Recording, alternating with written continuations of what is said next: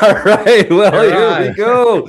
Ladies and gentlemen, I'm so excited because it's time for another week of the RecPoker Podcast. Oh, God, this is so much fun. I miss being on this show when I take a little time off. It drives me crazy. I love it. This is the most fun I have all week. This is the panel interview of the RecPoker Podcast. I'm Jim Reid, your host, and I have the best freaking job in the world. Talking poker with my friends every Monday night. It's at 9 p.m. Eastern, live on YouTube. You can join us for free and win a prize just for showing up. Now, we're going to be talking about our year in review, everything that went right in 2025, everything that went wrong in 2025, our plans for 2026, and boy, do we have a lot of them. We're going to be giving away a bunch of great prizes to our YouTube chatters. We're going to be soliciting some goals and hopes from our YouTube chatters as well. What can I say? Thanks, everyone, for joining us. I want to let you know that we're brought to you by Running Aces. They're the official sponsor of the RecPoker Podcast. You can find out more about them at runaces.com. And I hope you come and join the fun. We're going to be up there ourselves on January 30th and 31st. That's Friday, Saturday at the end of the month. It's RecPoker weekend at Running Aces, and we are going to have a freaking fantastic time. Just like we always do, we're going to raise a bunch of money for some food banks. We're going to meet some great RecPoker people. We're going to play in some fantastic tournaments, and it's all happening at Running Aces on January 30th and 31st. All right. It's the year in review. I'm joined here by some of my favorite people in the world of poker, and also Rob Gardner, to talk about, like I said, all the sorts of stuff that's been going on in 2025, all the stuff we're looking forward to in 2026, plans for RecPoker, plans for our lives. I'm so happy to be here. Thanks for everyone for joining us. And thanks for the RECing Crew who's in here tonight. If you want to find out more about the rest of our leadership panel, you can go to rec.poker/crew. But stick around tonight. It's Chris Jones, John Somsky, Lorianne Persinger, Rob Washam, and of course, invisible producer Rob Gardner himself.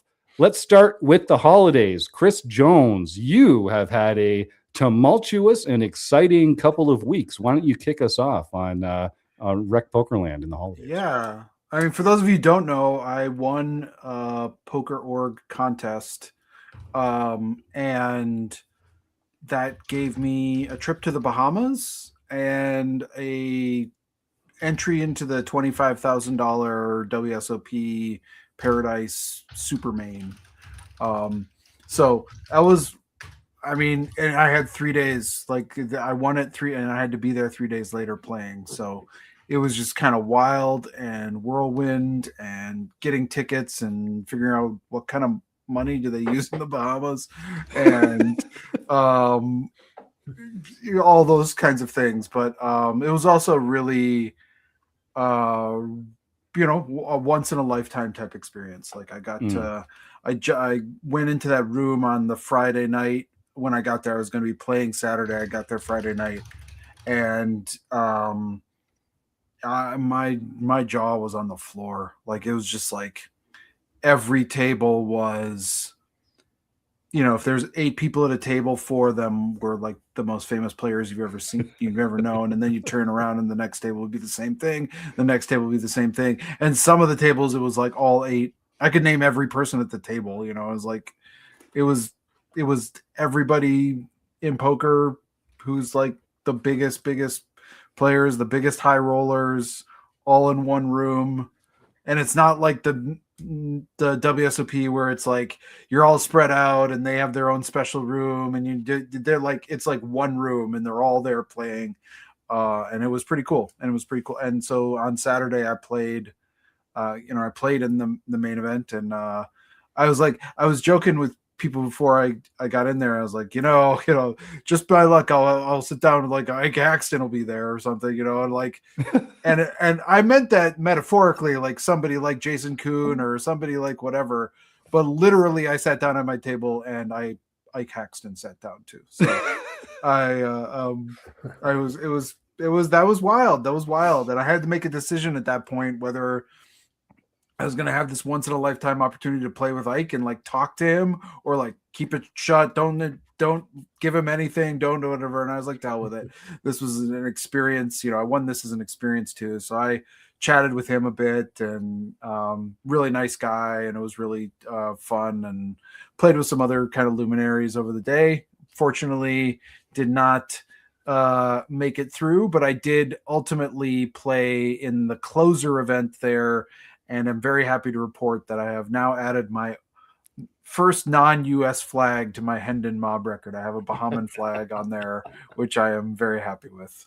Very cool, man. Congratulations. Yeah. And let's give PokerOrg a little love. What was the nature of the contest that you won? And it was for and how much was the entry of the tournament that you won? So the tournament that I entered was $25,000. The contest they ran was free. You just had to pick 3 players. It was like a pick 3 player, and I picked some people. Well, I picked Laura Eisenberg because I really have admired her ever since she was on the show. Yeah, she was my first pick. And there's a guy that I've always thought was pretty good, named Breck Scheidt. I don't know how to pronounce his name, but and I picked him, and then I was looking for somebody who I thought had good results, but that I'd never heard of. That like nobody else would have maybe heard of him either. So it was funny because that was the guy who actually won me Laura ran really deep, Breck cashed, Laura ran really deep, and then it was down to my guy named Mark Darner, and I needed him to outlast one other person, and he ultimately did, and he actually went on to win the tournament. And actually in that closer event, I played with him. So wow! So I said hi. I said thanks. I'm only here because of you, and that was kind of fun. That was kind of fun. That's so cool. He was kind of I think he just enjoyed the whole thing. He enjoyed the fact that there was this dynamic, and his good result led to somebody else, coming to the Bahamas and getting this experience. So it was cool, and he was a nice guy too. So wait, awesome. You picked the guy that went on to win the main event, the 26K? No, they did it for the first event, which was like it was like a $2,500 mystery bounty or something that makes like sense. that. Yeah, gotcha. Because they had to they had to have the contest finished before the main event started. Right. Okay, that's where I got confused. Gotcha. Yeah. So is this in your poker tournaments? How does this rate? Is this the top tier so far of your lifetime? I mean, the experience was amazing. But here's the thing that I was going to maybe talk about this in the show or whatever. Like, this is not a tournament series that I would recommend to recreational players unless you win a contest. Because one of the things that was, like unlike the WSOP, like maybe you have a bucket list one and you're going to go play in the main event. But if you get knocked out of the main event, well, there's 43 other different events at all different buy-ins and locations, and however you want, you can play different games and whatever. This was really like, there was one game in town. And like, if you weren't going to play the 50K 8 mix game today, well, then you could go play in these 3 lonely, boring, terrible looking cash games that were like in this like side conference room that like, I don't know, it was like everyone kind of avoided, and I was like, what is going on in there? And otherwise, you weren't really doing it. So like you really had to have the right fit for this. And like, it was really geared towards high rollers more. But so you're saying you weren't bankrolled to fire 10 bullets in the main. Is that what you're saying? I was very much aware that not that I know anyone who did. No. Yeah. No, I was and that was a clear disadvantage too. Like, I think there were people who were just taking flops, seeing if they hit, and then trying to stack people with weird holdings and stuff like that. And that puts you at a really big disadvantage if you can't play that game. But anyway, it was a wild experience. It was a great experience. I got to have a vacation in the Bahamas sort of suddenly too, which was kind of nice. And I loved it. I loved every minute of it. I loved experiencing it. I loved sort of just getting to see. The other thing you got to see, and I'll shut up, but the other thing you got to see was just that a lot of these poker players that maybe you think of as like Stephen Chidwick, or you think of, who are just like, you just think of them as like kind of robots and kind of like, but they're full. I got to see them as full human beings in this space. Like nothing humanizes you more than seeing somebody like in their swim trunks with a towel, like waiting in line to get on the water slide. And you're like, sure, that's a famous poker player, but they still have to do, whatever. So like, they're just like us. Yeah. I mean, and I saw them all over the place. I saw them in the gift shop. You can't help but run into them everywhere you're going on this property, because there's just like so many famous poker players everywhere. And that was pretty cool. Yeah, you get to see them with their families too. Like that's kind of cool. Like I ate in this player VIP. Part of my prize was getting into the player VIP dinner buffet thing, and so like you'd see like Big Hooney was there and his whole family was there, and they were all eating at the buffet, right? And like had their own table and like saved a spot for Hooney, and he came in, and like so you just get to see them in their element, and the fact that they're like living like lives with people, and like that they're not just like these like robotic poker machines. They like have other things going on in their lives, which is kind of fun to see. And I'll pitch that as a side benefit to any destination-based poker series. Like one of the things that I've enjoyed a lot about traveling for poker is when you go to exciting destinations like Barcelona or Dublin. People will go there with their families, or they'll make it part of a trip with friends or loved ones or something like that. And so you do get a sense of sort of like what these people are like. The towns are only so big. Everyone's staying near the venue. Like you do kind of like bump into them off the felt, and it is a really cool element of that. That's awesome. But so then you got home and it was almost time for the holidays. What do the holidays look like for the Jones family? I mean, yeah, so just hanging out with family, both sides of just pretty quiet, low key, scrambling to get presents, because I was all my present buying time was spent in the Bahamas. So yeah, it was a little bit of that, but it was nice, low key family time or whatever, but nothing too interesting. And do you have a New Year's Eve tradition that, since it's coming up in a couple of days, I think we should all hide? Is there something that you guys do? Hide. Just pull the blinds. I have not gone out on New Year's since I've been an old man well before I was an old man. So I have not gone out on New Year's since like my early 20s. I really enjoy that. It's one of my favorite holidays, because I just like, everyone else can deal with the madness and the the $80 meals that are like terrible, and I'll just sit and watch some movies and hide from the world. Do you count down to midnight? Oh yeah, I mean occasionally I'll do that and that kind of thing, but I don't. It is a very low key holiday for me. It's not dissimilar from the way we do it. We're going to go in sequence here, but I have a question for you, Chris. What is your countdown authority? Like, to what clock do you appeal when it's time to count down to New Year's? How do you know you're counting down correctly? What are you counting down to correctly? What do you use? I mean, if I'm watching one of the things on TV, I'll use that. If I'm not, I'll use my phone or something. Okay. Yeah. No wrong answers. We're gonna do a poll kind of as we go through the group. What about you, John Somsky? What are the holidays at the Somsky household? This is your second Christmas in the new house, is that right? Yes. And pretty low key. We were here by ourselves on Christmas. We did have family coming in before and after. Kristen's mom, her dad died this year, so her mom was down in Texas. She flew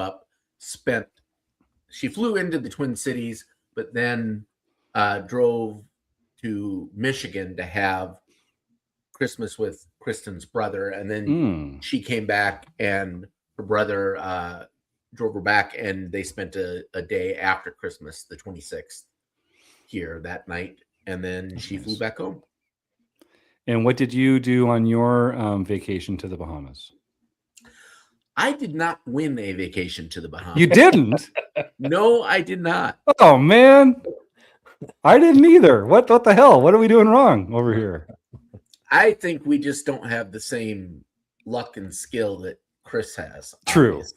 True. No contest. No contest. All right. And what about New Year's, John? Is there a New Year's tradition at the Somsky home?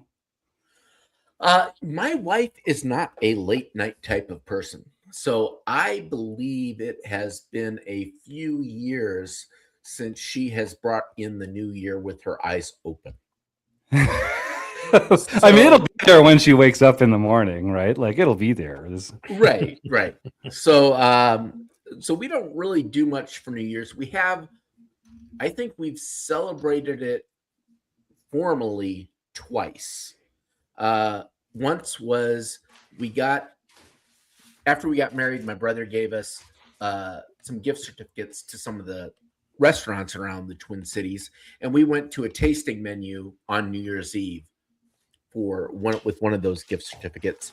And then another time we met some friends from poker, actually from Ante Up Magazine that I knew, the publisher there, and some of the other people in Chicago. We brought in, none of us are from Chicago. We just all converged on Chicago and brought in New Year there together. That's cool. Nice. So those are the two of the times that Kristen has actually been awake during that you can attest to. That's the right. New Year. Yeah. I usually am awake and I'll kind of keep an eye out on it. But I don't, nothing major. And what do you use as your official countdown? Whatever we happen to have on, kind of like Chris, whatever's available or there, or nothing in particular. But you're watching like an NBC or an ABC or something who's doing like a countdown show? Sometimes. Okay. Sometimes I'm just up watching a movie and I might look at my watch and say, oh, it was New Year's 5 minutes ago. Yeah. Okay. All right, Lorianne, what about you? What's life been like in the Persinger home for the holidays? Like everyone else, pretty much low key. Because here in Vegas, it's just Rick and I, and then our son and his girlfriend. So we had them. Oh, and Ripley, can't forget Ripley. Of course. Had them. They were over for both Thanksgiving and for Christmas. So it was nice. Like I said, it was exactly as we planned. So nothing out of the ordinary. I always cook for Thanksgiving. That's the one time I definitely cook every year. So I enjoy that. And like I said, and this year we didn't really have too many. We gave them gifts and they brought something, even though we told them not to. They don't listen. Kids don't listen. But and then we had presents for Ripley. So like I said, it's just pretty low key. That's and fun. As far as New Year's, well, here in Vegas, it's one of the big places where they have, and like everyone else, I've never been a big person that celebrates New Year's because I've never been much of a drinker or a partier like that ever since my I've never even been drunk. So I may have a glass of Moscato or something just to ring out this year because, hey, just get it out of here.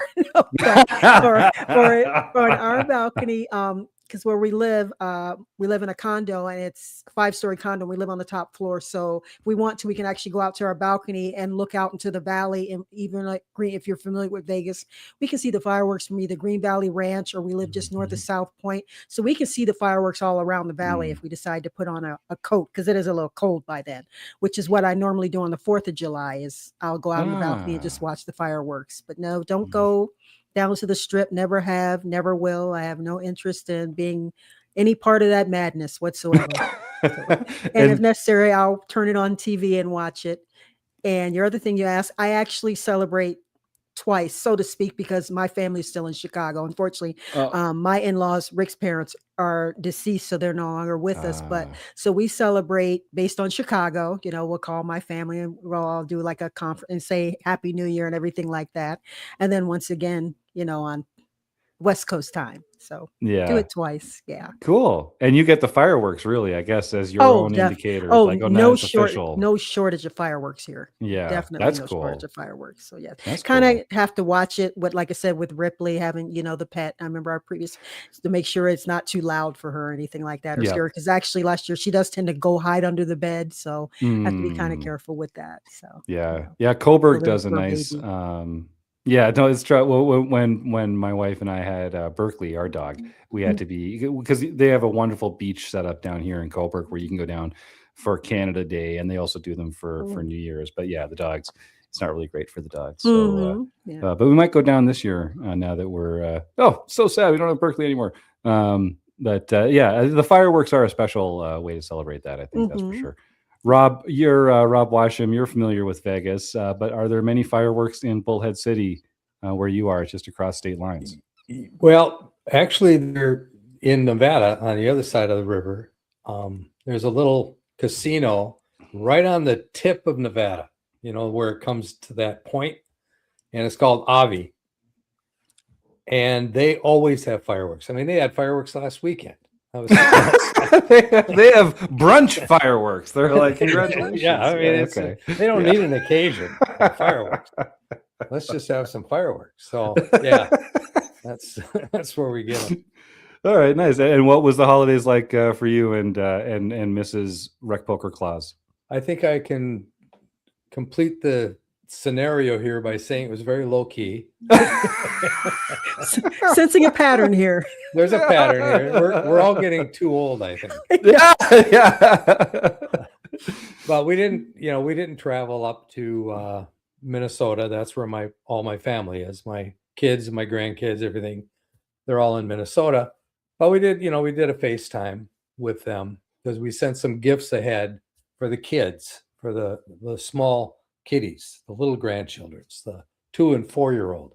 Wow. And so we sent them some gifts so they could unwrap. And so we did a FaceTime and they did all that. And they played with the toys and it was all fun and whatnot. And then on Christmas Day, we went in the afternoon, we went and played a little bingo over at Tropicana in Laughlin. Yes, you did. That's beautiful. That was our big Christmas celebration. I love it. And how do you plan to ring in the new year? Same as we usually do. We'll be sitting around at home and I'll turn on one of the programs that show Times Square, and then Right. I'll watch the ball drop about 4 times because it's every, it get different depends on what angles time and- zone you're in. Yeah, right. They do Yes, it of once for the course. Eastern, then they do it again, then they do it again. So. Oh, God. Well, I'd love to hear from our YouTube chatters if you have any holiday traditions or ways that you like to ring in the new year or anything like that. And then let's hear from Invisible producer Rob Gardner. What were the holidays like in the Gardner household? I literally spent Christmas Day in my basement putting up drywall. And yes, doing folks don't know electrical work. Rob's in the middle of a big basement renovation. Yeah. So, and it's going great, right, Rob? I tore out a lot of stuff in the basement and got really good at that by the time I tore the Nice. last thing out.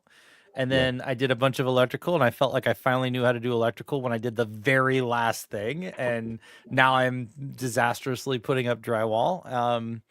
But this was all a decision that was made, 2 months ago, because I decided that in between these crazy poker trips, I needed a place to relax and get my mind off poker. So I decided to build one, and I was like, go. yeah, I'll get this built, and then I'll have a couple weeks to enjoy it before Run Good kicks off. And now I'm just hoping to get it done before I leave for Run Good. So I don't know that we accomplished the short-term goal, but the longer-term goal is in play. So. Oh, John Somsky, you are beautifully muted. Please. Are you doing the mudding and taping in addition to hanging the drywall? That's the next thing I'm going to suck at. So we haven't gotten there yet, but yes, it's Okay, coming. So I'm just Hire saying, it done. Yeah, mudding and taping is an art. I mean, if Yeah. you see someone who Yeah. muds and tapes for a living, it is just amazing the way they do it. And if you are not someone who does that for a living, you will suck at it. everybody I've seen do it on YouTube is good, so it can't be that hard. I'll weigh in with Somsky here. I'm with you, John, because I do a lot of drywall and taping work in my day job, and the difference between taping as someone who's done it a lot and someone who's approaching it sort of recreationally, let's say, Rob, there's a huge learning curve. It's like you're gonna make a huge mess. It's going to be so much harder to clean it up afterwards. If you have budget for anything, consider the taper, because they make all the framing and drywall mistakes go away. And you just end up in these nice smooth surfaces. And then you can do like the painting and installations and stuff like that. But it's not John's onto something there. Consider the taper. It might not be in the budget, but we'll see. We'll see how things pan out. All right. So in short, are you doing a man cave? That's what you're creating? It's kind of a family cave. I mean, there's so this is my parents' old house. We're buying it from them, and they're going to downsize to a small house.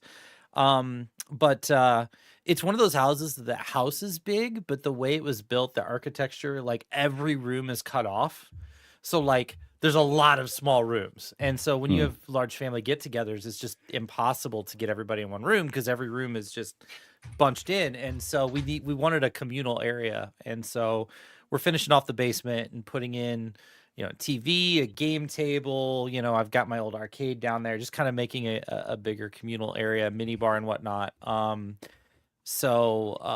Yeah, it'll be nice once it's done. But so an entertainment basement, in other words. Yeah. Nice. I joke because, go ahead. Well, I was just gonna say, if you don't hire the taper, you may need to leave room for therapy or something like that. That's a different budget line. Experience. Well, me and my wife had a long conversation about this, and it was like, if I'm going to own a house, I need to know how to do these things. So, I have a wall that is not very visible in the basement that I'm going to start on. And if it goes really bad, it won't be the end of the world, and we can still go to plan B, and I can raise some funds. Maybe we'll pass the communal hat around on the podcast in a couple of weeks and donate some funds to the Rob Gardner charity drywall and mudding fund. But it's how we get better at these things. So, and then as far as New Year's, I'm going to do the same thing. I'm going to work in the basement on New Year's, and then no spoilers. Of course. No spoilers, because I haven't watched it yet, but I DVR'd the game between the Pittsburgh Steelers and the Chicago Bears. So I'm looking forward to watching that and seeing how it plays out. But don't tell me. No spoilers, because I haven't got to see it yet. No spoilers. I'm sure you'll really enjoy it. The Bears and the Steelers. No, this is like a few weeks ago. He's just messing with us now. He's just messing. Oh, he's a little behind. Yes. Yeah. I will. Okay, so one piece of advice from a professional taper. Yes. Less is more. Less is more. What you don't want to do is load up a bunch. Don't cake it on, because then you have to scrape and sand it off afterwards. If you just apply very thin coats, very little, just start with a small coat that's very thin, and then use a bigger taping knife and do a bigger coat that's really thin, and then use a bigger taping knife and do a bigger coat that's really thin. Then all you have to do at the end, all you have to do is just sand the edges where the edge of the knife meets, and so it's a lot less work. Less is more. Good luck to you. I got 3 knives, and I have some bonus pieces of drywall in the garage because my dumb ass was like, "Oh, I'll get the discounted drywall and get the 12-foot sections," and carrying those 12-foot sections into the garage. A couple of them broke right in half. So I've got some pieces I could even practice on. They really don't matter at all because they're just sitting in the garage in like nice curved broken pieces. So I'm trying to imagine you trying to carry those down a set of stairs or something. Well, the funny thing was, you want to talk about bad mistakes. I got the 5/8 inch thick because it was fireproof and mold resistant. Yep. So it's heavier. And then when I ordered it, I didn't look at the weather forecast, and we ended up getting a blizzard the day before it got delivered. And the guy could not get the forklift into the driveway, so he had to drop it in the street. And it was still snowing, and so it's like the drywall's partially in the snow. So we had to carry 28 sheets of that up an icy driveway into my garage. And I'm not divorced. Kudos. Well done to make it through. Mrs. Gardner was very, very helpful on that day, and I bought her a really nice dinner afterwards. So good for you. Oh, and use fiber tape on the seams. You can use paper tape in the corners, but don't use paper tape on the seams. Use fiber tape on the seams. I've got both, so that's good to know. No, that's important. Paper tape in the corners. Okay, and Rob Gardner, if you're counting down, what would be your go-to? I like, will literally authority be for in the bed at countdown? 9:45. I will be so dead exhausted. I will not even make it. I might make it to like the what is the Newfoundland? I might make it to the Newfoundland. New They're Year's. 3.5 hours ahead. Yeah, That's probably Yeah. my best shot. I'm not going to make it to the that's New York City beautiful. one. I love that. So yeah. Yeah. Well, Oh, Newfoundland. Yeah, one of the very few time zones that are on a half hour, just to mess with people, yes. just to make Really it weird, like, isn't it? why not? Those East Coast Canadians, they know how to mess with you. I want to shout out Scott and Benny the Jet 67 in the YouTube chat, and we've got some other fantastic people in there as well. But yeah, throw in some of your Christmas or holiday traditions and New Year's traditions. I always, when I was growing up, we would take a Christmas walk. That was one of the things that we always did in my family, and you had to go for this walk before we could open any presents, which is just like masochistic as far as I'm concerned as a parent. But so as we got older, that became less important, when it was in the day. But we've always had that as our Christmas tradition, was the Christmas walk and the family walk. And that was always just so much fun. This was my first Christmas in our new house. So folks, if you're a regular listener, a little while ago, we moved into a new house here in Cobourg, Mrs. Blusterini and I, which I'm so excited about. And I actually got to have my mom out, Martha. It was her first time seeing the house was on Christmas. It was Martha and Mrs. Blusterini and I all celebrating Christmas together here in our new house in Cobourg. And it was freaking delightful. It was just bloody charming. And I'm so excited to be in here and starting this new chapter. So we had our big, we moved in last month. It happened to be a big birthday for Mrs. Blusterini as well. So we had a big party. We had about 35 of our closest friends from high school and college and that sort of thing, and had a huge kick-ass blowout party here in the new house, and got a bunch of great photos with people that we don't see very often. Mad props to all our friends who made the trip, from wherever, Halifax, the States, other parts of Canada, to come and join us for that party, which was a real pleasure. And so this whole last month has just been this kind of like love fest, getting to know this new house, preparing for Christmas, getting all the stuff ready for RecPoker for the new year, which I'm really excited about. And so Christmas was great. Had a nice slow morning. Got to spend it with my wife and my mom. Got to show off the new house. Got to exchange some nice gifts. For me, it's not Christmas unless I end up with a big box of turtles and like the Home Defense Toblerone bar. You guys know the one I'm talking about, like the really big, heavy Toblerone bar that has like the steel reinforced mountains that you could actually like take a life with. Yes, John Somsky, good guess. Exactly, you're right on the nose. And so I've already had several turtles in several large Toblerone mountains over the course of the break. And then for New Year's, we often, when I was younger, I would have awesome New Year's parties. I'm going to call them awesome because they were objectively awesome. That's not fair to say of your own parties, but my house was always the house which would have this great New Year's party all the way through high school and college. And so it was always this time when everyone could get together and see the same people and kind of reconnect and ring in another new year. And we would always like sing stupid songs and drink way too much. And like I say, just kind of reminisce and catch up. So as we've gotten older and more folks have had kids and people have moved away and that kind of thing, we still occasionally will have some people over and do something a little quieter here. I think this year, for the first New Year's in the new house, I think it's just going to be Mrs. Blusterini and I having a nice quiet night. We're going to play some pool in the pool table that's downstairs because the new house has a pool table in the basement, and I'm so freaking excited about that. And then we're going to go probably get in the hot tub in the backyard because the house has a hot tub in the backyard. Now, I mentioned how much I freaking love this new house. Wait. You've been bragging about this pool table for 3 weeks, and then you just suddenly drop that there's a hot tub in the... There's a hot tub. There's a hot tub in the back. Chat, how many of you would be more excited about the pool table than the hot tub? Especially in Canada, Oh yeah. Am I missing something here? Somsky, help There- me out. Am I crazy? No, I think he just has his priorities all wrong. Okay. That's what I thought. Bring the rest of the panel back on here. This is Well, making me uncomfortable. I don't know that talking about hot this tub Continue, outside continue. right now in Canada. I don't know about that. Yeah. Yeah. Oh, yeah. We've got a whole system. We've got a Okay. whole system. So you've got the robe on. You put the big terry cloth robe with the hood on and like the Crocs or slippers or something. You go outside. You clear the snow off the hot tub and like the standing area. Open the hot tub. Go back inside. Ditch all your layers, and then you go back out and you get to enjoy the hot tub. Then you come out, close it up, and then you're inside. And it's all good. But it can be a little until we figured out exactly the sequence of events there. There was some snow, some frostbitten toes, and some chilly non-layers.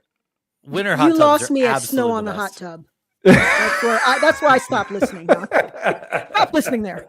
It's so good. It's so good. Mrs. Bluffsterini is very into this the is hot great. tub. We lost Jim in the perfect like visual. No. Look at this. This is I gotta screenshot this. This is the new Jim avatar here. Oh boy. You And guys he's- are having a lot of fun. He's Of back. fun with this one. Hey, perfect. That's what I like to see. So that's our little Christmas and New Year's plan. And then heading into a whole new life in January. New house, new routines. I'm very excited. Whole new me. So one of the things I want to talk about, we're going to talk about, I can't believe we've been pushing this so far. We're having such a good time talking about the holidays. We're going to talk about 2025 and then also some goals for 2026. One of the things we do every year, we talk about the goals that we're setting for ourselves.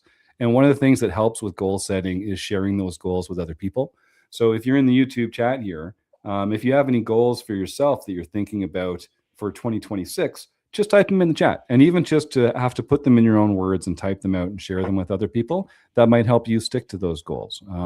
Sky Matsuhashi is a longtime friend of the show, and he talks about SMART goals. Now, hold on. It's I should have looked this up before I started talking about it. It was measurable, achievable, Specific. Specific. You have to start with the S. specific, smart. It's smart, Rob. It's smart. It's the Yeah, smart. it's smart. Obviously, it's a lot smarter than you. That's not hard to do. So what is it, Rob? It's It's specific. specific, measurable, achievable, relevant, and time bound. Yes. So it's easy to quantify it, and it's easy to measure your success. Correct. And it's something that you're likely to achieve, or at least is within your power. So those are good goals to have. And like I say, sharing them with people can sometimes make it a little easier to keep them. So we're going to talk about 2025 quick, and then we'll talk about 2026, and we'll share some of our goals. But get involved in the YouTube chat and share some of your own goals. So Chris, what about your 2025 poker? Not poker. What impacted your life, your story, and what's going to help shape your own poker journey in 2026? Yeah, I don't know. I mean, I had a really poker year where I was really busy with a lot of other things in my life, so I wasn't playing as much as maybe I would like to sometimes. But I still had my first, if you combine online and live, a first six-figure year playing poker. Yes. So that was pretty cool. Yes. It was a very it was a good year in terms of poker playing, and had some really nice results and some nice runs. And yeah, I think it's more about trying to find and carve out time for when I can both play and study a little bit more this coming year for me in terms of thinking about the coming year. And then this isn't a SMART goal, but one of the goals I have, which is one of those that sometimes it just comes down to whether you run good at towards the end or whatever. But I've won tournaments before, both online and live, but I've never won a live tournament that had a trophy, and I want one. I want one in 2026. So that's not really necessarily a smart goal, because it's one that you could set yourself up to fail. But that's I want one. I want one this year.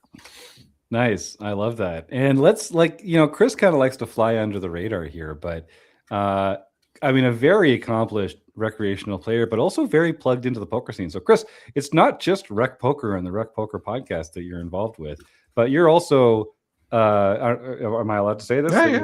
Yeah. So you're also working with the poker guys for some poker stuff that they do alongside their excellent podcast, The Breakdown. And you've taken this role at RecPoker and turned it into this real platform for yourself in the poker world. And lots of people think that you're an expert for whatever reason. And you got yourself down to the Bahamas. We tricked a few of them, didn't we?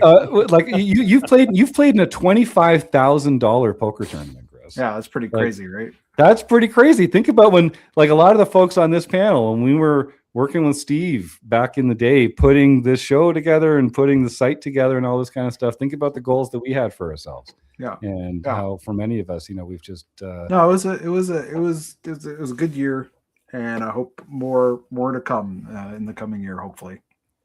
John Somsky, what about you? Life and poker in 2025 and your poker goals for 2026?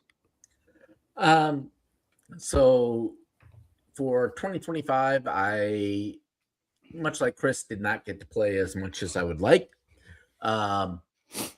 Played almost no real money. The vast majority of my play was in our home games. Yes. And it's interesting because I would guess, I don't actually have statistics on this because I don't keep track that much, but without exaggerating, I would guess somewhere about 70 to 80% of the tournaments I played for it, I have been the chip leader at one point in time or another. I believe it. And I don't cash in 70 to 80% of them. So I am also quite good at losing those chips. But I've been trying to get a little bit. I'm trying to learn chip retention. So I can earn them, I can get them. And I certainly have plenty of gamble in me to get those big chips, but then I need to, try to keep them and actually win the tournaments. And I managed to win a few tournaments this year. I actually made it to my lifetime silver achievement. We'll talk about that more later, but 50 tournaments for RecPoker. Amazing. So I consider that pretty good. Hell yeah. In 2026, I'm planning on playing some more.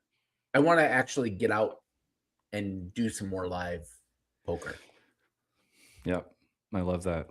I want to give a big shout out to K-Poker Wannabe in the YouTube chat, who knows what NFL team to root for. I'm just saying, shows up with a bit of class. Does he though? Wannabe. Thank you. Doesn't he though? He does. I think is what you're saying. I hear it come through loud and clear. Lorianne Persinger, what about yourself? You've had don't let me put words in your mouth. What's up? What was poker and life like in 2025, and what's 2026 going to look like? Poker in 2025 was interesting, I guess, to say the least. What I've actually never shared before, and I can mention it here, is that actually for going back numerous years, I've actually had a poker top 10 list of accomplishments that I've wanted to do. And going into 2025 last year, I still had 4 left to accomplish. And I was able to accomplish one of those goals, which was to become an ambassador. So I appreciate you guys giving me the opportunity for that. I get to cross that off my list. But I still have 3, and one in particular that has been my number one.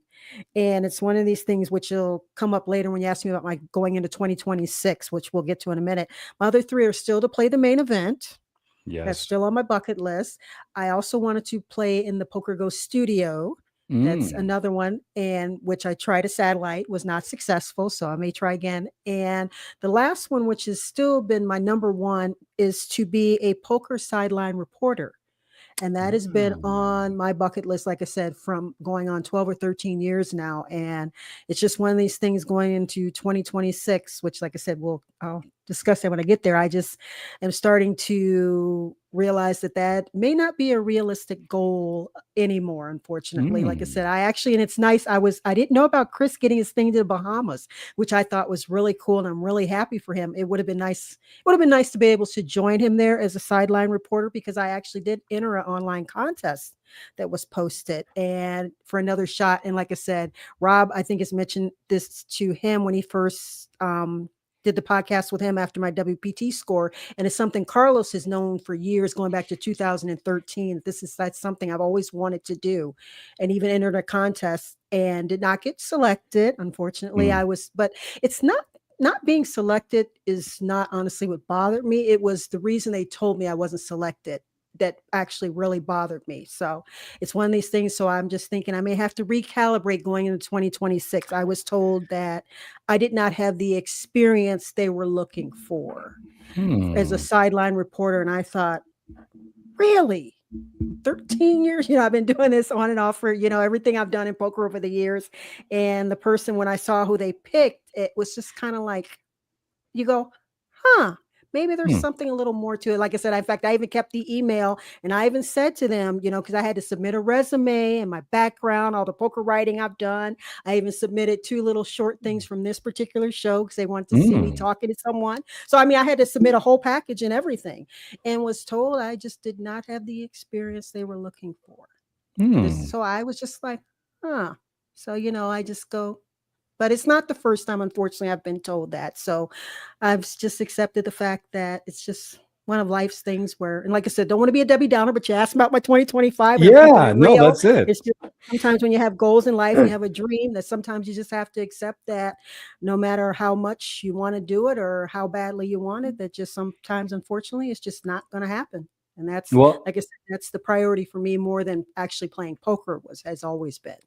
Yes. And you've talked about that on the past, in the past on the show. And I appreciate it. And like I said, it's something that, and I'm thinking when I look into it and players and things like that with my knowledge, and it's not something I guess I can brag about it because I've done it for many years in the writing, and I kind of do consider myself pretty knowledgeable about the poker players. I watch I can name a lot of Triton players and all the players. Like I said, when Chris said he got to play with, I can look at the players for the most part. I watch Poker Go, I watch them all. And like I said, having done the live tournament reporting for players, I think, and I've written for 2 different poker magazines. So it's just the fact, I think it bothers me more than anything to just have not at least been given the chance. If you give me the chance and I suck at it, okay, then you can say, hey, we gave you a chance, you sucked at it. But just to not even be given the chance, like I said. So that's why I'm very appreciative of you guys, and will always be appreciative of you guys for at least giving me this little thing, to do my thing on here. But even just being a part of it. So I appreciate that. You've been a star over here. We're very happy to have you on the team. But for sure. I enjoy the camaraderie, the panel thing. Like I said, this wasn't a time to just be like a standout, where this was just to be, for me, a part of a group. It wasn't like supposed to be my thing, and that's why I appreciate it. That was supposed to be, there's a time for my thing and there's a time for a group thing. This is a group thing. So, I love that. Well, you've intrigued us. Let's talk about 2026 and sort of let's continue your conversation about sort of the ups and for downs. 2026. It's still, I guess, still the same. I'm hoping maybe to win a WSOP seat through the league that I play. The main event seat would be great, but if I win one of the other ones, that'll be just fine as well.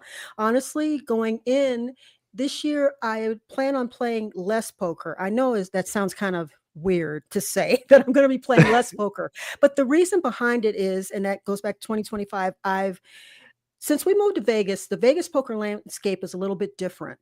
And since we've moved here, I used to have a thing where my area I tried to play when we first moved was I would do 100 to 300. That was my window. That was what I called my sweet spot. And occasionally I would swing for the fences. And I've mentioned numerous times, Rick and I always do our date night every week, which would include That's right. poker. Well, So now cute. since things have changed, I have to raise that window a little bit more. Now it's going to have to be somewhere in the $300 to $600 window. And also when I play a tournament, and because I don't play cash, I just don't. And I love tournaments, and I always go in with always having an additional buy-in. Well, 2 buy-ins, because even though most times I'm lucky I only need 1, but coolers do happen. Sure. So I've realized that takes a little bit of adjusting the bankroll, and also that Rick and I will still do our date nights for the little fun, silly ones that are in the $100 to $150 buy-in mark, because we're both playing, and that'll be the ones that are for fun. But as far as the ones where I take a little more serious, like Chris says, I still would love to win one of those win trophies. They're just freaking awesome. But I realized that I didn't play too many events this December because of the price points have just gone up so much. They're like the cheapest, unless you played at Orleans, their series was $600. And when you take into account the people that are firing numerous bullets, even when I'm saying I'm going to play a 400, I've got to know that I'm playing against some people that are going to be coming in prepared to fire 3, 4, sometimes 5 bullets. When I played the second event of the Orleans series, which, by the way, not my favorite place to play, but I will say they do have a really good series for the buy-in and price point. And as far as the structures, I played a $300 30K, and I kid you not, I sat there and watched a guy who actually is a local dealer buy in 5 times before the dinner break. 5 times. And I'm thinking, I can't compete with that.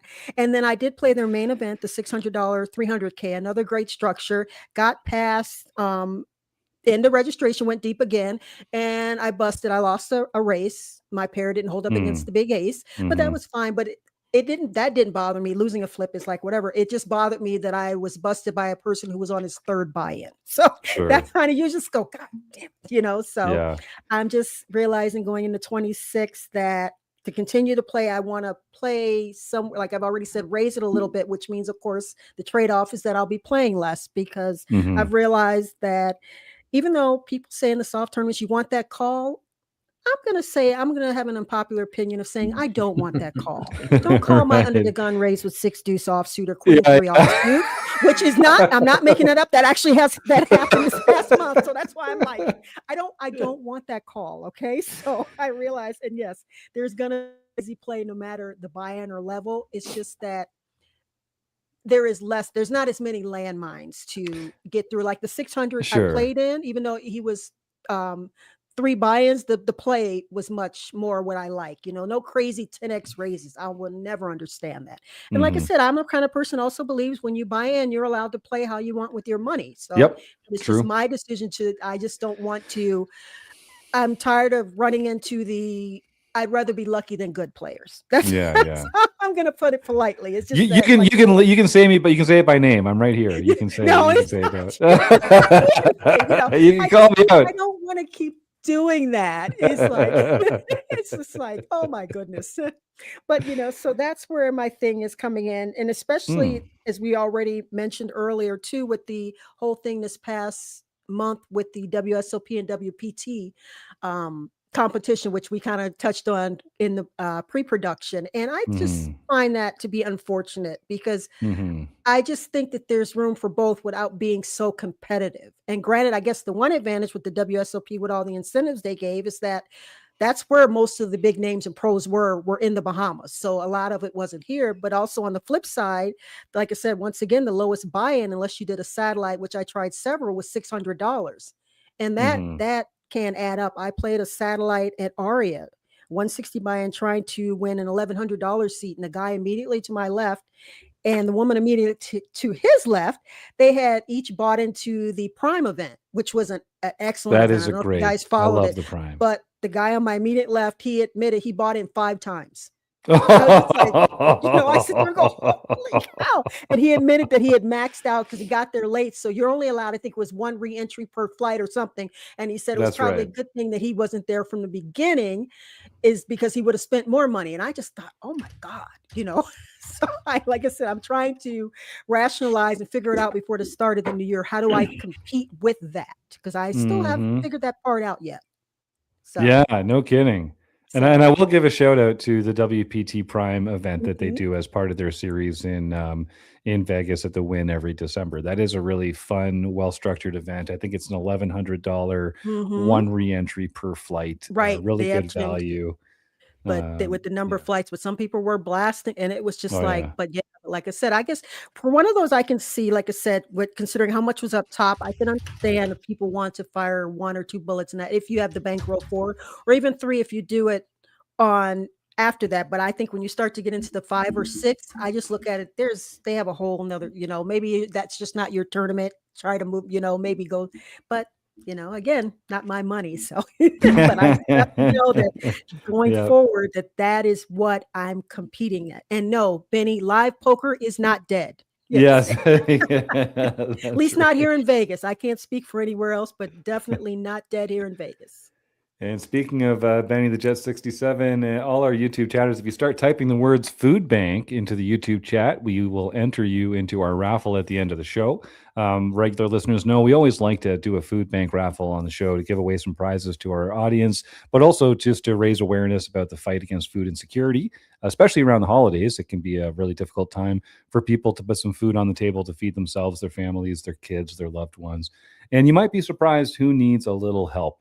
Maybe people in your own community, in your own neighborhood. It might be someone that you might not expect is a little down on their luck and just needs a little help. So I'd encourage everyone, if you just pull out your smartphone right now and Google food banks near me, you'll find a fantastic organization that can benefit from a few dollars out of your pocket, a few hours of volunteer time out of your week, or some non-perishable food items from your pantry. And I'd encourage everyone to do that and just help make the world a better place in your own backyard by helping put some food in the tummies of some hungry people. Surely we can all agree on that. And thank you to everyone for their awesome support in the YouTube chat as well. And some very friendly faces I'm happy to see in there. Thank you for joining us this week. Rob Washam, you are RecPoker's Santa Claus. It's never been more true than this week. If folks win our YouTube raffle, what are they going to win this week? This week, we were giving away a free month of pokercoaching.com. Nice. Jonathan Little and all of his various coaches have quite an extensive library of courses that you can get into, different subject matter. I mean, they've got it all on poker coaching. So it's really a good experience. So if you get a chance to win and get in there for a month, just check out as much as you can. And you might find that it's well worth your while to go ahead and get a ongoing subscription to pokercoaching.com. There you go. And if you go to rec.poker/partners, is that where people That's can correct. find some fantastic links to get some discounts on amazing stuff, not only at pokercoaching.com, but with all of our amazing learning partners who we're so grateful to have. And so, Rob, that's great. What was your life like in 2025 on and off the felt, and what are your own poker goals for 2026? Well, in 2025, I wanted to play more tournaments. So I did that. I did a lot of it online. The live scene across the river from me in Laughlin is really kind of there's not a lot of options there. They have very poor structures. I mean, the buy-in levels are like what Lori would like to see, is like the $100, $120, but the structures are just horrible. And, you get into a tournament like that with four tables at the most. It's just like, it's not that much fun. Let me just put it that way. Sure. So I played some live poker across the river, and I played, or cash poker, I should say cash. I played some cash across the river, and just recently, about a month or so ago, I was across the river playing some cash, and I'm looking at this woman who is sitting next to me, and I'm going, God, she looks really familiar. Then she looks up and she looks at me and she goes, do I know you? And as soon as she did that, I knew who she was. Her name is Tracy. She lives in Minnesota, and she used to play up at Grand Casino Mille Lacs all the time. And that's where I used to play all the time when I played live poker. Every weekend, I'd be up there playing live poker. The Friday deep stack tournament and then the Saturday night tournament. I'd always play those two. And she was always there also. So I had gotten to know her up there and then run into her in Laughlin of all places at the Riverside Casino playing a little 1-2. So that was kind of interesting. That's great. But I spent a lot of time this year, which is kind of some different things. Like there's a couple of websites that came out, online poker sites that came out that were not there before. They're using the sweeps coin. One of them was stake.us. The other one was vivaro.us. Now I got into both of those and never deposited a cent. And did their free rolls, got a little bankroll going, and then started playing some tournaments, winning some tournaments, playing some cash, winning some cash, and built up these bankrolls. And then they sent out a little thing saying, well, we can no longer be in Arizona. Oh. So then I cashed them out, both of them. I cashed out both of them, Vivaro and Stake, and now they're gone. So I spent a lot of time looking for those off the beaten track type poker sites. Yeah, off the beaten track. Off the beaten track. Wink, wink, nudge, nudge. I didn't want to play on ACR anymore because it's just a pit. The only problem is on a lot of those sites you can't use your poker tracker. So you have to use actual notes that you take, handwritten notes to keep track of the players you're playing against. But it's kind of like playing live. Yep. When you're playing live, you don't have that poker tracker in front of you either. It's the time of us dinosaurs coming back, pens and paper. Exactly. Yep. I love it. So that's basically what my poker life has been like in 2025. And what are you looking forward to in 2026? Probably just more of the same. I mean, you've solved life. Just put it on repeat. Yeah. In 2025, we covered 2 different books in our book study. Oh. One was Beyond GTO. And the other one we just finished was Mastering Small Stakes, No Limit Tournaments by Lexi Gavin Mather. And so I'm looking forward to 2026 to find that next book and the book after that, because one of the things I really, really enjoy is those book studies. They're just so much fun. We sit down and we take the book and it's funny because all these books always have the same stuff in them. But everybody comes at it just at a little bit different angle, so you gain another little bit of insight that you didn't have before, another way of thinking about the same type of thing that you didn't think about before. So I'm looking forward to that in 2026, definitely. I love that. That's great. And I'll just give a pitch. If folks, if you use the code podcast at checkout, you can get your first month of premium RecPoker membership for only $5.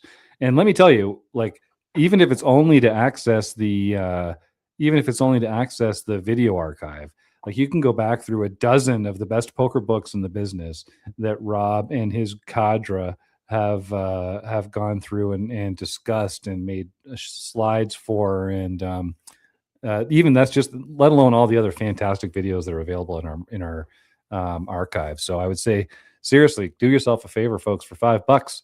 Use code podcast at checkout and give premium membership a try. You'll be surprised at how much valuable stuff you can find back there. Reminder: get that food bank. Just type the words "food bank" into the YouTube chat to get entered into our raffle. We'll be giving away a prize in just a few minutes at the end of the show.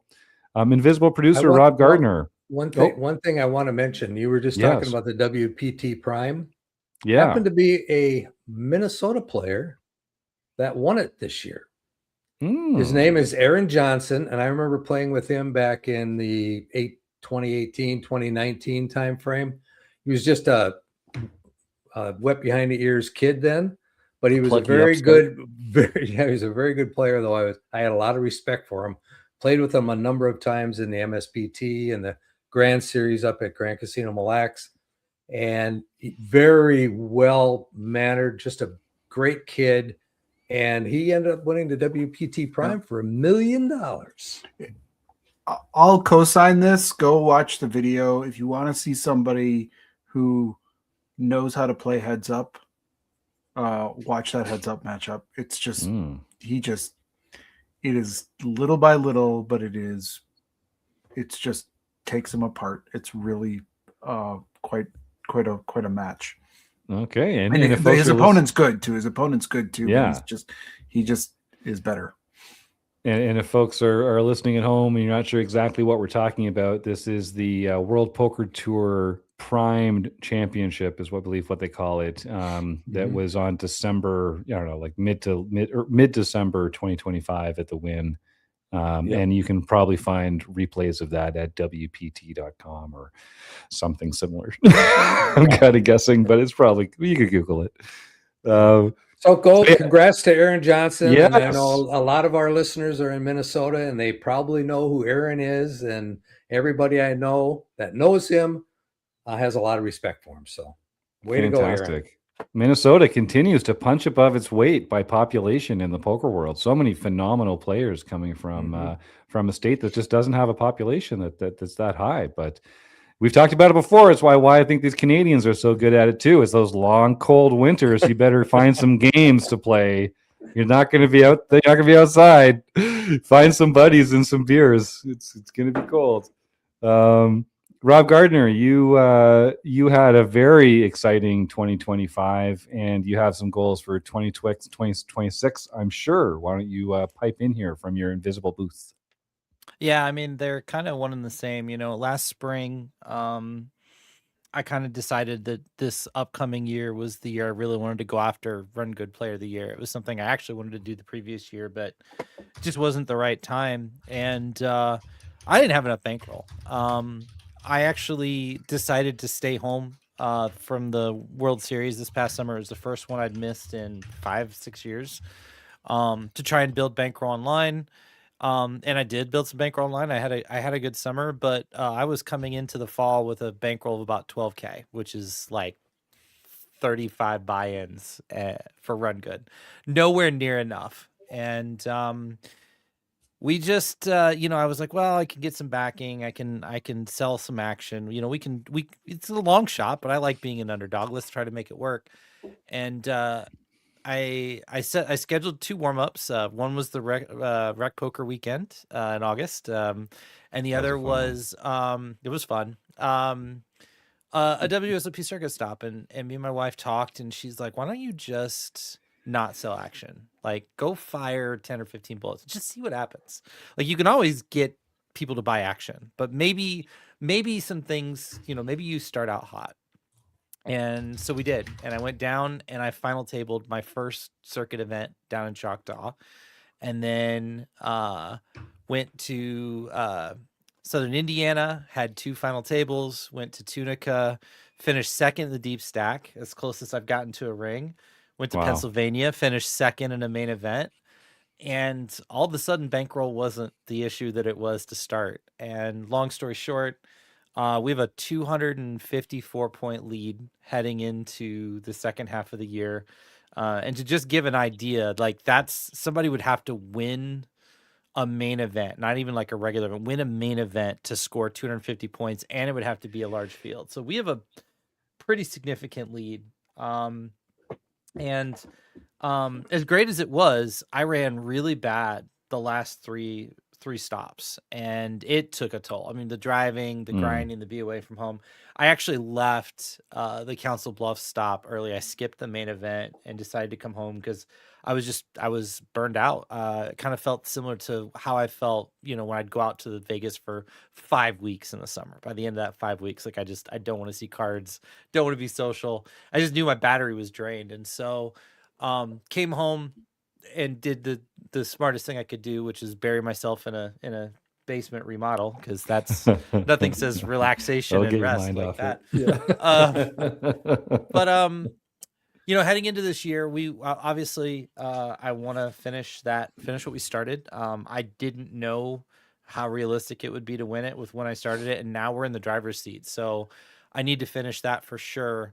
And then I'm really trying to protect my battery for this next 6 months because nobody's gone back to back with Run Good, and there's a good reason. It is a grind. Brian won it the first year they did it. He didn't try and run it back. Michael Johns is a really talented player, ran it last year. He didn't want to run it back. And I don't know that I'm going to want to run it back if and when we win it. But if potentially I do want to go for like a multi-year run, I know I can't just go to every stop and then go to Vegas for 5 weeks in the summer and just grind. I'll lose my mind or my wife, one of the two. So I'm going to be pacing myself a lot this spring. I'm planning on skipping Vegas again this summer, staying home with family, getting refreshed so that if I have the itch next fall to go and try and go back to back, I'll be in a healthy spot to do it. And then the only other thing is I really thought I would have had a ring by now.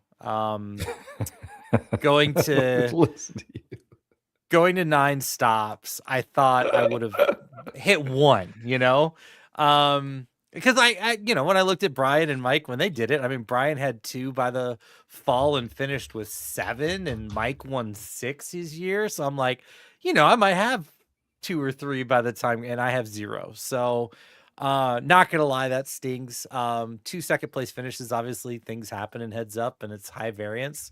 But I don't, to echo what Chris said earlier, I don't have a live poker trophy ring bracelet. So that's a personal goal that I'm hoping we just knock out the first tournament in Tulsa and it's done. Nice. How many more stops, Rob? Oh my God. It's that many. Okay. Yeah, well, so it's cool. Tana's actually going to be on next week. I would mention plug that.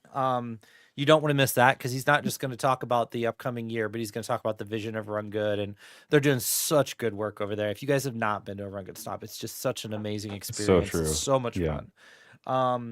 But I think there are 14 or 15 stops this spring. I will probably hit between 6 and 9, depending on how many I need to just seal the deal and not let anybody backdoor me. And then, great choice of words, Rob. And then I'm glad you said that. I'm taking over for Joe, who's not here. Joe jumped all over that. It's true. But I've had a sneak peek at next fall, and next fall's schedule, I think, has 2 weeks off between August and December. Oh, wow. Okay. So it's pushing 20. Now, they split the country. Like some of the stops, they'll have one in San Diego while there's one in Council Bluffs or something. So you can't go to all of them, even if you wanted to.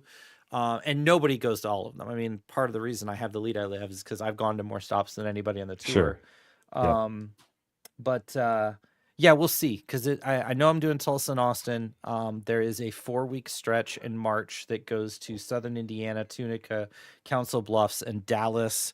And then there's a break, and then there's a 3-week stretch of National Harbor, Pennsylvania, and Joplin, Missouri. So that's 3, 7, 9. Yeah, so at most 9. But 9 I'm hoping stops. I'm hoping I can do really well and get it closer to 6 or 7. I don't mind 2 to 3 weeks at a time, but once I hit that like 3 to 4 week mark, I struggle. It's just it's a lot. Well, also too, when you say, for those of us who have never played a Run Good stop, how many tournaments or an average are you playing at each stop? Because I can see how you can get burnt out. It's much better. Are you playing every event or?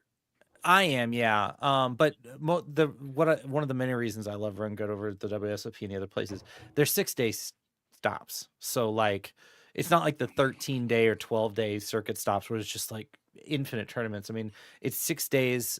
They usually have 2 tournaments a day.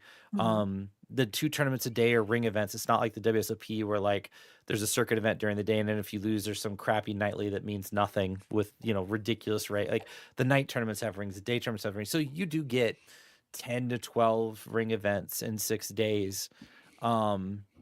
But it's in and out. You're not anywhere for too long. So yeah, and you look, I mean, it's weird. I've been playing poker for 20 years, but I haven't played a lot of live. So getting used to the length of time that you can run bad live compared to online it's different. It's different. Yeah. So in a weird way, I'm a rookie even though I've been doing this for so long. Like, I kind of look at this like a rookie year, if you will, like somebody that, had some success in college and now is getting to the pros, and it's like, okay, game's a little different. It's a little faster, a little more intense. Getting used to it. I know Tana has a great relationship with a lot of his regular players. So I'll be interested to talk to him next week about what kind of proportion of the Run Good crowd makes it out to multiple events, and whether it's more regional, or if there's folks like you. You'd be like surprised. Dan Lowry and some of those other great crushers that kind of just travel all over for it. I've definitely met recreational players who go to 3, 4, 5 stops that are true, genuine, just love the game, having fun, not, wouldn't have a hanging mob that would impress you. But it's walking in and feeling like you're with a family. Like, it's just everybody's in a good mood. Everybody's having a good time. It's so social. You walk in and there's so many people talking. It's almost like walking into like a wedding reception or something similar, where there's a buzz. As opposed to like other places where you walk in, it's just chip shuffling. You don't hear chips totally. because there's so much talking and engagement. It really is. I can't stress enough. You gotta experience it once. Especially if you're burned out on poker, it will bring your love for the game back. I love that. It's true. Lorianne, you said you had one more goal you wanted to put out into the universe. Oh yes, I want to put it out in the universe because then that'll make me. I'm holding myself to it. Yeah. For those who have listening to the show, I don't know if you remember earlier this year, I auditioned for the High Rollers, which is the over 50 dance team for the world champion Las Vegas Aces. Yeah, world champions. Yes, world champion. This year I'm going to do it. I'm going to do it again this year, but I'm going to start preparing in January so that when the auditions are in March, I will be ready. When I did it earlier this year, I had just found out like the week prior. So I didn't have a lot of preparation time, but I still made it to the final. So this year I'm putting it out in the universe. I am starting early. I am making the squad this year. I'm just putting it out there. That way, since I put it out into the universe, and that means I got to work my ass off for this. Yeah, that's right. Good for you. So I just wanted to add that. That's my off the felt thing. I love it. Like I said. So I'm just putting it out there. So I hold myself to it. Well, we're rooting for you. I know that's definitely something we should all do better at, is sort of doing a work back from the events that we're excited about and really putting in some effort well in advance of that to start laying the foundation. That's my 60th birthday present to myself. So wow. Okay. Holy cow. That's exciting. Yeah. I'm doing it. So yeah, do it. Exactly. And see it through, and start the work. Start the work early. I said, so I'm starting next week. Give myself a full almost 3 months to prepare. Because these bones are a little older than they were. So I need a little more recovery and prep time than I used to. So we've got Kim 6123 in the YouTube chat saying it's true. Run Good has a great atmosphere. Too bad there are no Canadian stops. No Canadian stops so far, Kim, is the way that I like to think about that, because you never know. We saw the Moneymaker Tour coming up into Montreal. We saw the MSPT do their first tour up at the playground earlier this summer. So you never know. It might be Run Good Canada, one of these years. I think that would be a great expansion. So personally, for myself, you didn't mention it, Rob, but one of the high points for me in 2025 was being part of your fantastic Chase the Dream project, which was really, really fun and exciting. One of the participants, our own RECing Crew member, Craig Savage, won a WSOP bracelet during the filming of the documentary. I had a great time getting to know some of the other participants a little better. Unfortunately, with all the craziness in the U.S. Canada political scene, I didn't do a lot of American poker travel at all this year, which I was kind of bummed about. I mean, extremely bummed about. I've had so much fun traveling to the States and making friends with American poker players, and I've always felt welcome and at home. But the last couple of years, there's been like a weird kind of change in the rhetoric down there, and this year with the Canada has not been treated well by American administration, and it just doesn't feel right to be traveling down there. So I've been traveling more in Canada myself, which I've really been enjoying, and doing more international travel. Of course, the Irish Poker Open is always such a highlight. I'm really looking forward to going back there this year. But yeah, the Playground Poker Club, I got to give them a massive shout out. I've had a few wonderful trips out there this year and over the years. It's always been one of my favorite card rooms, and they do a great job there. They really take care of their players there, and it seems like they have a whole different major series there every month or something like that. So I'd encourage all our listeners, get a passport, come jump the border up to Canada. You won't find a more fun city than Montreal, and especially when the weather's nice, you can have a great time. That makes me sad, Jim. It does that's knowing that's why. Would you have come for the NAPT, or that was not even in the? I mean, I was. Let me put it this way: I was down for the NAPT last year. I was down for the WPT in December last year, and I'm not down there for either of those this year. Yeah, and I normally go to a bunch of Run Good events, and I haven't gone to any Run Good events this year. And I made it down for the WSOP because I'd already booked a bunch of stuff. But I don't think I'm coming down for the WSOP this summer either. It's as much as it breaks my heart to say it, it just doesn't feel right. And I'm going to miss it. And I'm going to miss all my American friends who luckily I still get to, hang out with in the RecPoker community and on socials and that kind of stuff. And I'm not trying to paint every American by a broad brush here, but it's just, it's an unfortunate reality. And it's going to take a long time for Canadians to feel like we're allies again with the American state, if not the American people. Like I said, I love the American people, but yeah, we've had some very difficult, difficult conversations. Normally travels 8 to 10 times a year. I'm sorry to hear that too, Kim. That makes me sad also. Yeah, so it's a bummer. And I think it's going to take a while to kind of repair that rift between our two countries now. So that's an unfortunate reality, but it doesn't change the friendships I have with so many fantastic poker players from America and folks that, whether they're supportive or not supportive of what's going on down there, when it comes to poker, we're all kind of trying to just enjoy each other's company. Around a table that fits 9 players and a dealer. It doesn't really matter where you're from or what your religion is or where you went to school or what books you've read. Like, one of the things that makes poker great is we can all sit down and have a good time. And even if we disagree about really important things, we can disagree about those things on social media and over beers or not. But when we come to play poker, we're there to have a good time and to treat people respectfully and to enjoy each other's company and to take every goddamn chip you have in front of you. Right? I mean, that's it's supposed to be a form of escapism. Yeah. Yes. So there's an unwritten rules in poker. You never talk about religion or politics. That's right. Everything else is open and okay, but do not talk about religion or politics. Yes. Yeah, it's wise. It's wise.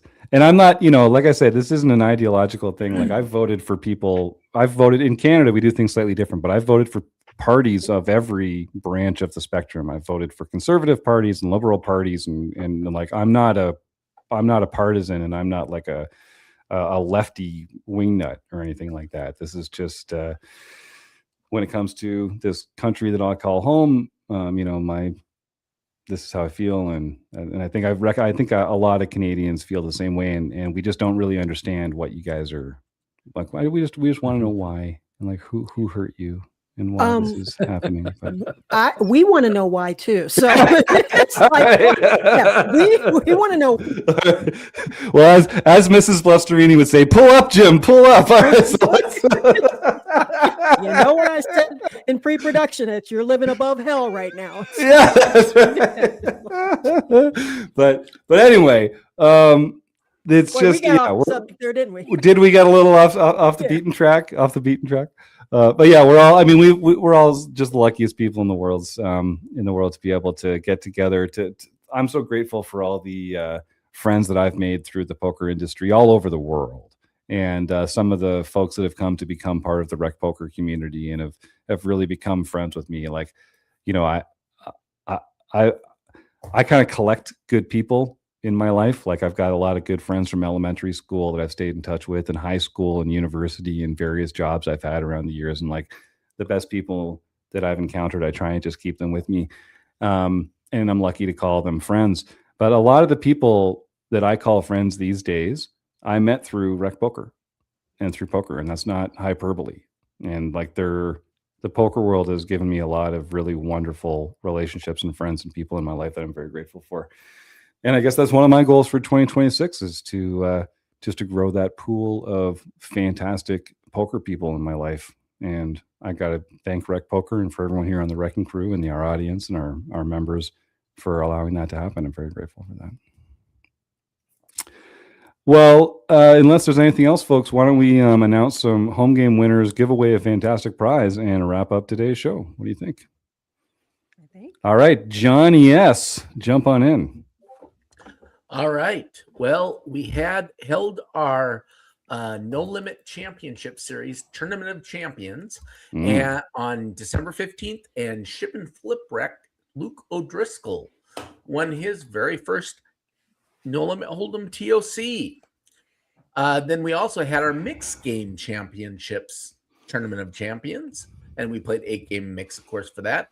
And JB Twin Cities won her very first TOC. She was in the running for winning the points races in both clubs. Didn't manage to get that, but she did win the TOC here. So impressive. Then, as I mentioned earlier, I managed to get my 50th win, so I'm officially a member of this Silver Lifetime Achievement Award. So well deserved, John. So congratulations, man. That's wonderful. Yeah, I have not been able to win a silver pin any other way, so I just had to grind it out and win 50 tournaments in order to get it. Good for you. So then for nightly events, Space Dust 1, James got his first nightly. I think that's a new winner. Yeah, that is. Poker Geek MN, John Somsky got his 8th nightly victory for the year. That was the 50th win previously mentioned. Cool. Dan DeResG, Daniel A, got his 8th nightly victory for the year. Nice. The Dude Abides got her first nightly victory for the year. Isma got his or her 10th nightly victory for the year.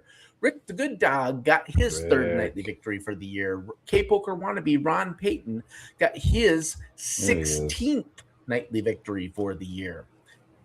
Walton JB, Joe Walton, got his 3rd nightly victory for the year. A Big Deal 1992, Brian DeHaven got his 4th nightly victory for the year. Bruce Kiefer got his, Bruce K 54, Bruce Kiefer got his 4th nightly victory for the year. PCS 2005, Jack LaRue got his 3rd nightly victory for the year. Les Paul 99, Michael Pinciero got his first daily mix victory for the year. Nashman 37201, Jeff Ford got his first daily mix victory for the year. Jeff. Another Jeff. Stewie 13, Stuart Carriage got his 2nd international victory for the year. JB Twin Cities got her first international victory for the year. Mike B 172, Mike Bayer got his 3rd international victory for the year. Killy 19341, Rich Deakins got his 4th international victory for the year. Pet Bet Kim Kilroy won the Daily Heads Up event, which will earn her a spot in Marek Madness in 2026. Congratulations, Kim. And then for our LPP events, we had Chad McVean. That's a blast from the past. Yeah, what a LPP victory for the year. Oh, awesome. 33, Kim Kilroy got her first LPP event for the year, although this is her 8th lifetime victory for LPP events. Anyway, Chad and Kim, you can contact info@rec.poker for your free month at Learn Pro Poker. Wow, amazing. And I love hearing we got some first timers in the group there and some very, very familiar names as well. What a fantastic group you've put together in the Home Game Club there, John. So impressive. So folks, I will mention again, we are coming into the new year. Starting in January, we're going to be releasing our new online platform for members. So stay tuned for some notifications about our new learning community on Circle. And it's going to be chock full of fantastic resources for recreational poker players of every experience level and skill, most of which will be for free, but we're also giving away a bunch of fantastic premium coaching opportunities to work one-on-one or in groups with some of our RECing Crew coaches.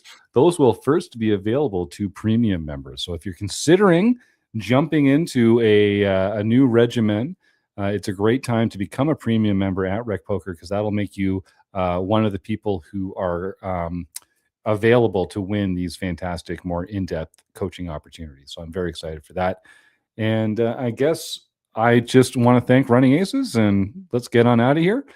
Yeah, okay, been a while, but here we are. Happy New Year. Wait, don't we have a food bank drawing? Oh yeah, right. We got to give away. I knew I was missing something.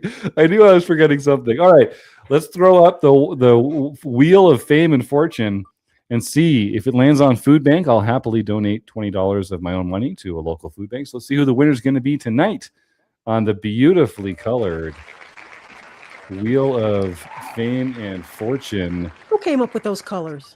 I blame our producer. I blame our fantastic, Where's the blue and amazing, orange? talented, well-calibrated producer. Okay, is it there? Is it K Poker Wannabe? All right, no stranger to the winner circle. Ron, I'm going to dox you. Ron, send that email to info@rec.poker and claim your fantastic new prize. Congratulations. And I guess that's the last Christmas present. You're dropping off, Mr. RecPoker Claus, this year. It's a whole new year. You're going to have to get you're going to need a bigger sack, my friend, with all the stuff we're giving away. That's right. 2026. Right. I'm working on that now. Start working on your core muscles, because that's a heavy. Yeah, exactly. You're going to work on that. I should be working on my stomach too, because it's not big enough to be Santa Claus. Ho, ho, ho, ho. And maybe I need a little longer beard, and I probably have to wear a wig or something. I should have worn my hat. Of course I've got a Santa hat downstairs. All right, well, we'll put it together. All right, well, ho, ho, ho. Merry Christmas and a Happy New Year to all our audience here. I want to thank, of course, the fantastic folks at Running Aces Hotel, Racetrack, and Casino. It's going to be a whole lot of fun down there on January 30th and 31st. Thanks to all our YouTube chatters. I can't hear the music, but you'll have to tell me if it's playing or not. The members in the chat. Oh, okay, everyone here. Have a great week. See you next week on the RecPoker Podcast. Happy New Year, everyone. Happy New Year.